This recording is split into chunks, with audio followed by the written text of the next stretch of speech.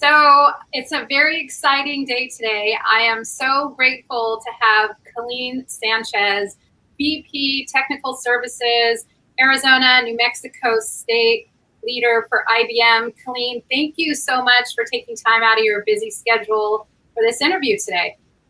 Cheryl, thank you so much for the opportunity. Yeah, I'm excited to jump in and learn some of these gems of wisdom that we've been talking about offline, and also that, I've been bugging you the last few weeks, and I'm glad that you acquiesced, and, here we are. Now, before we jump in and talk about how did you get to where you are and to your level of success as a VP at IBM, and not just as a VP, but having all the impact that you're having right now, can we take a step back and can you share a little bit about your story? So as a younger person or earlier in your life, did you have anything that maybe inspired you to greatness, or any people, or maybe something that was a struggle that really was really difficult and you just decided that you were going to emerge anyway, and it kind of fueled you for where you are today? Sure. So I would say that, well, I'm a little girl who was born in Las Cruces, New Mexico. The majority of the individuals in my family, highly educated, like engineers, scientists, no doubt. And it was pretty amazing growing up around these really smart people, but also understand they completely raise the bar with regards to what they expect from you intellectually. Does she know how to play chess? Is she educating herself? So me coming out of the gates, I always thought, people would ask me, it's like, well, what job do you want? I just want to go to college.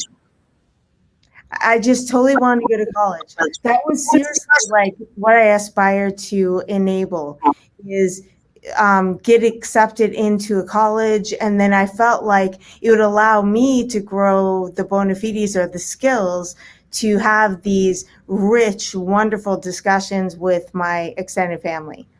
Fast forward from that to answer the other piece of your question is that I would say that I moved around quite a bit. I was not a military brat. It was actually my father went to multiple universities as a professor. And so we just followed him when he worked on his PhD, when he had his first associate's degree in Florida, when we moved to Arizona.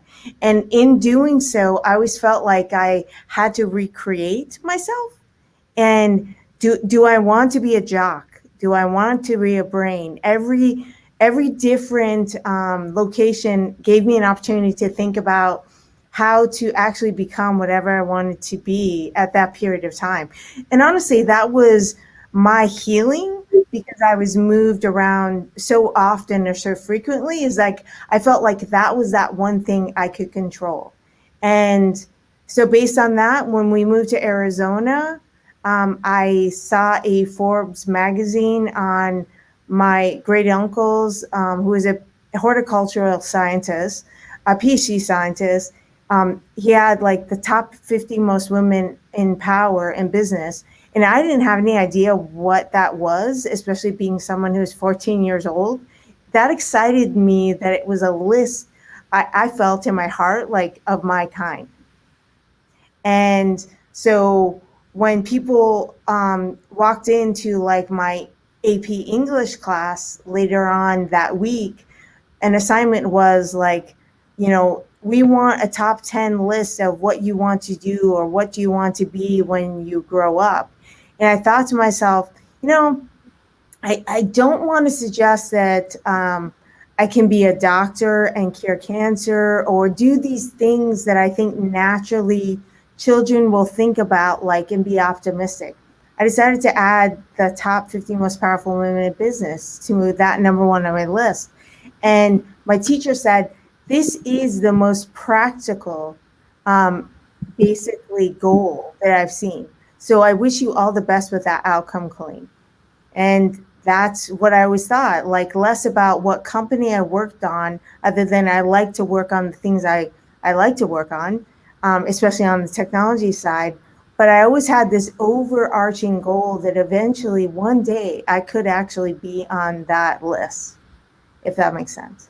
No, that makes a lot of sense. And how amazing it is to just the impact of like things that seem very small, like seeing a magazine on a table, how it can inspire you. So you're making me think about, well, I have on my coffee table for my kids to do it. But yeah, that's really incredible. And so fast forward a little bit.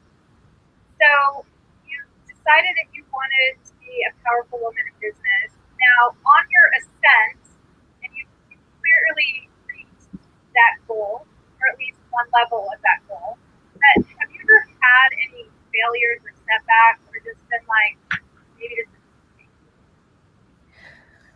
I guess the most impactful for me was I was just a newly appointed executive in IBM, and I had all these different insecurities, which, by the way, I was my own worst enemy, where it was all in my mindset. And I was working on an enterprise device, an enterprise storage device. I was asked to fly back east to meet up with a pretty significant customer and to explain to them technically like what went wrong in this one situation. Walking into the room, I think there was around the board table, it was, in all fairness, it was all men who eventually, many of them became part of my ally support system, but they were very,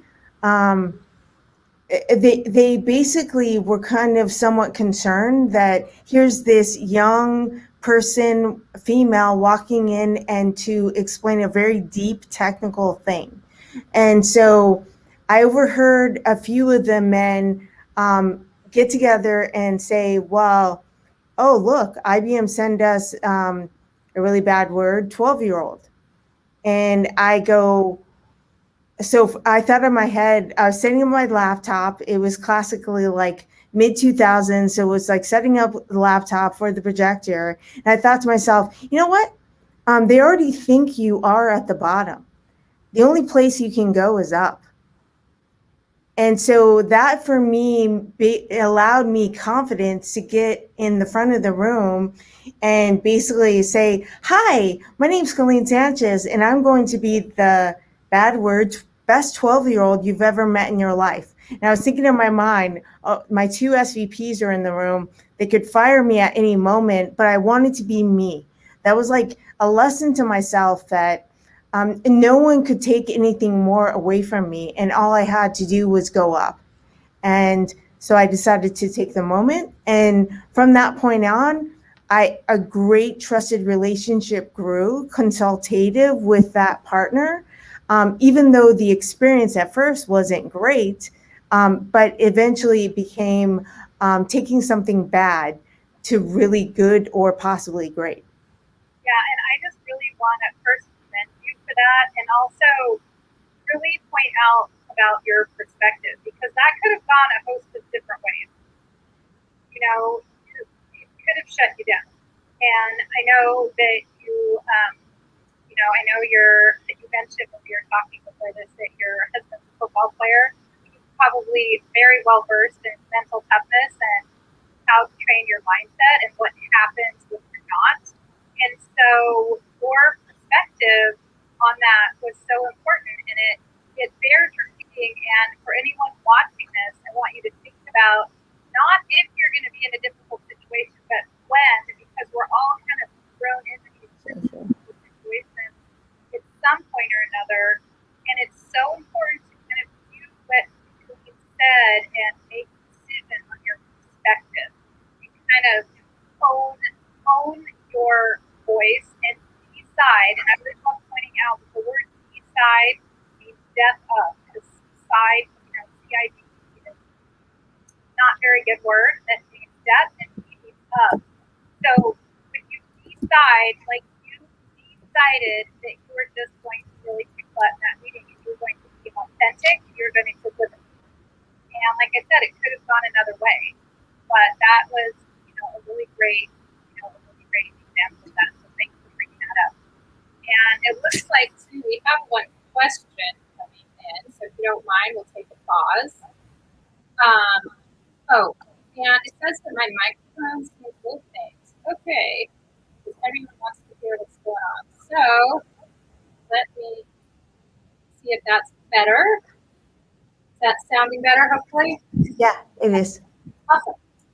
So next, this is a good parlay into mindset because, of course, based on my background and based on what we're talking about, let's have a conversation about what mindset allowed you to persevere and to keep it going. I imagine this wasn't the first time that there was a difficult situation or maybe someone that doubted your ability or that made it difficult. So share what mindset really serves you your current role. So, upon reflection, and I thought about this quite often, is really just having a very open mindset. And so I got really excited when I started to read things about having a growth mindset because I didn't know that that actually was what I was doing in that moment. It's like I was being open to all possibilities. And it was like me coaching myself internally. It's like, take this as an opportunity because you don't know when that next thing is going to come. And so having an open and also a growth mindset is what I was thinking. And also I had read books about like, you know, individuals like Olympians and others like what was it something like the Marshmallow series of books as well with these kids that learn how to delay gratification, things like that. And fundamentally in that moment, I delayed the gratification of really wanting to tell that group of people, oh, you have no idea. I am so smart. I'm intellectually superior to you. But instead of me taking the lower road, I decided to take a higher road. And that helped me feel better about me. Does that make sense? Yeah, that makes a lot of sense. Something well, first of all, from you're referring to Carol Dweck's work with the book Mindset, and just to point out what you were talking about a little bit is having a growth mindset. It means that when something happens, that it's not permanent. So in other words, even if something goes wrong or someone says something, it's not necessarily true and it's not permanent, and it's something that we can always grow and and when it comes to that, you're referring to the marshmallow experiment and that delayed gratification. That is so important. It has to do with kids who are given the options within the marshmallow. So they can eat one immediately, or they can have a second one however many minutes later. And the ones that deferred their gratification actually tracked them over decades, ended up being a lot more successful and happy in different ways that we'll success. So you're absolutely spot on with that, and it's a really good, example of that. And so, moving along, have you ever thought of a time when you really gotten worn down and you wanted to step away, but then you were really pushed and you're like, you had some accountability and some outside support that helped you persevere? Yeah, I will just say one key example is that my number one teammate, which is my husband, Chad Dreger, I wanted to opt out when I was about to have my daughter from work, and he held me accountable, saying, "Hey, I should be a part of your decision here because I'm your teammate." And if the things you're worried about is balance and taking care of the baby and things like that, maybe we need to enable a more equal balance, so to speak. And so he asked me to, as my number one ally and teammate, to reconsider opting out, that he would, as a team, come together to basically raise our daughter together. And I felt like so relieved in that I had a teammate like that. And it proved itself over a period of time where he even balanced like the chores or the honeydews in the house. So it's like where we all had our role to play. He was like, and always reminded me, it's like, this is what teammates do. And I was really, really greatly appreciated the fact that he was willing to be my number one ally and my support system, because without it, I would have chosen to opt out, whether it is emotionally or mentally, or if I just decided to leave. Yeah, and how beautiful and amazing and grateful I'm sure you are to have that partner. And not only that, but he wasn't afraid to push you a little outside your comfort zone. And so that's really fantastic. So based on all these things that we have talked about, now going back to the title of the interview, and it has to do with how to help your team really deliver.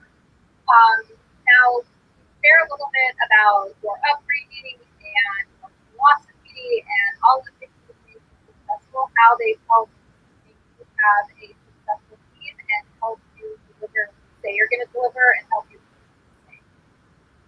Yeah, so I would say the fundamental aspect of execution and executing on time with quality, all that is about building an ecosystem of trust.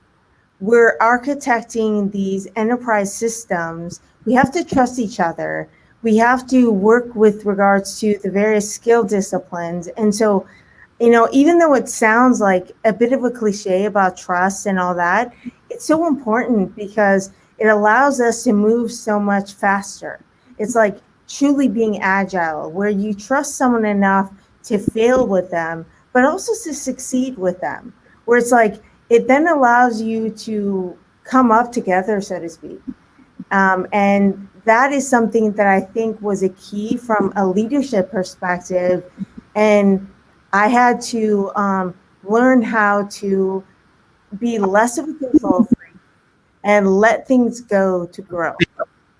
And that had a lot to do with really just trusting not only myself, but trusting these awesome people around me. Yeah, I think that should definitely be on a lot of dollars. Let things go to grow. I'm going to write that one down, but because that's really fantastic and so important. Now, one thing that you said, I asked you another question is what made you struggle for women in college? And you had mentioned to have others be open to orthogonal thinking. Now, first, I had to look up that word, and I just look it up, and it seems like it's and that seems like it's really good to what you were talking about. So, extrapolate on that a little bit, and maybe give us an idea of one way that So when I'm thinking about orthogonal thinking, or actually ideas, is that more often than not, I see female engineers especially come to the table with ideas that had not been explored before. So, and a lot of times I think we as a gender are very good at evaluating all of what's possible based on these different mindsets that we can situate ourselves through. And so I would suggest that I just really like to work for awesome allies that are open to just having a discussion about some of, forgive me for this, crazy ideas. It's like on the head ideas where it's like on your head where it's orthogonal, it's nowhere but anywhere at the same time. It was somehow developed in the third or fifth dimension. I really just wanted us to have a set of thinking in that way. And I have worked for some really awesome people in IBM that have allowed me to develop some of the orthogonal thoughts of architecture that wasn't necessarily the most popular approach.